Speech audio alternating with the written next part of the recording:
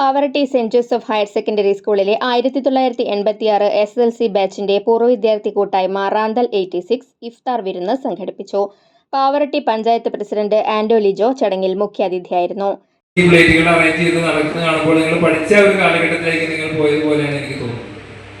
ശരിക്കും പറഞ്ഞാൽ ഇപ്പോൾ ഇവിടെയുള്ള ആളുകൾക്ക് ഏകദേശം 55 വയസ്സ് കഴിഞ്ഞ് 56 വയസ്സിലേക്ക് എത്തി എന്ന് പറയാം. റിട്ടയർമെന്റ് വിശ്രമ ജീവിതത്തിലേക്ക് കടന്നു നടത്തുന്ന നിങ്ങളൊക്കെ.